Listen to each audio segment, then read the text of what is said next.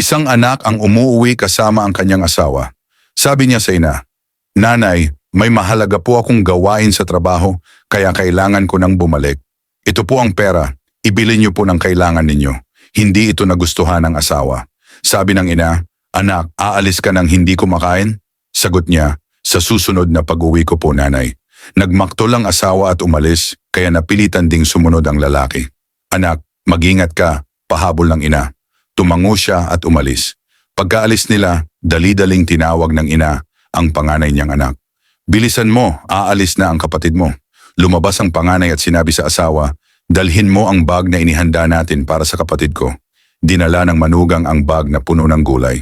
Bago niya ibigay, pinigilan siya ng ina at iniabot pa ang pera. "Sige, ibigay mo ito sa kapatid mo." At sabi ng asawa ng panganay, "Nay, tama po yan. Kailangan niya yan sa lungsod. Mahirap ang buhay doon." Sabi ng bunso, "Kuya, sa syudad naman may mabibili." Ngunit iginiit ng kuya, "Dalhin mo pa rin." Tinanggap niya ang bag at umalis. Sa sasakyan, nagsimula ang pagtatalo. Sabi ng asawa, "Alam mo bang ang hirap kumita? Binigyan mo pa ng 20,000 piso ang nanay mo, tapos gulay lang ang ibinalik." Galit na pinatigil ng lalaki ang sasakyan. "Anong ugali ang ipinakita mo kanina sa kuya ko?" Sagot ng asawa, "Binibigyan mo ang nanay mo, pero hindi ko man lang nabigyan ang kapatid ko ng pambili ng kotse." Sabi ng lalaki, "Ano ba ang mas mahalaga, kotse ng kapatid mo o ang nanay ko? Isang beses lang akong umuuwi bawat taon. Ano namang masama kung bigyan ko siya? Ang kuya ko at ang asawa niya ang nag-aalaga sa kanya buong taon." Sumagot ang asawa, "Sobra na, hindi tumutubo ang pera sa puno." "Naparito ka ba para makipagtalo lang?" Sagot niya. "Kung ganito ka, maghiwalay na lang tayo." Sigaw ng babae. Sa sobrang sakit, sinampal ng lalaki ang sariling pisngi. "Huwag mong tingnan na gulay lang yan. Iyan ang pagod at pagmamahal ng nanay ko. Hindi ko yan kailangan." Nagpatuloy ang pagtatalo hanggang ibinato ng babae ang bag sa lupa. Kumalat ang mga gulay at ang perang itinago ng ina. Nagulat ang lalaki, mabilis na lumuhod at pinulot lahat. Nahihiya, lumuhod din ang asawa, ngunit itinabig ng lalaki ang kamay niya at tumakbo pa uwi sa ina.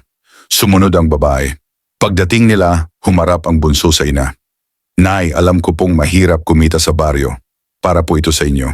Hindi man kalakihan, mula po ito sa puso." Ngumiti ang ina. "Anak, hindi ko na kailangan yan. Kumpleto kami dito. Inaalagaan ako ng kuya mo at manugang ko. Ang gusto ko lang ay makita ka."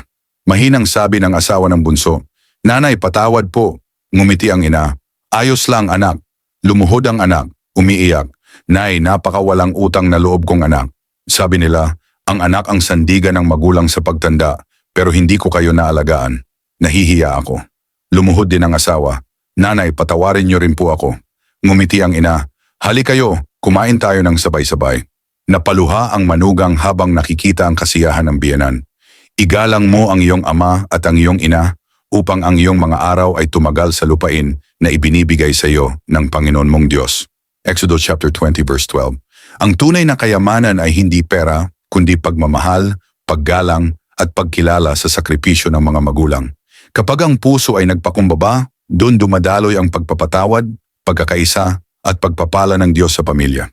Kung na-inspire ka sa kwentong ito, huwag kalimutang i-like ang video, i-share sa mga kaibigan, at mag-iwan ng comment sa baba.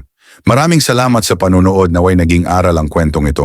Hanggang sa muli, to God be the glory.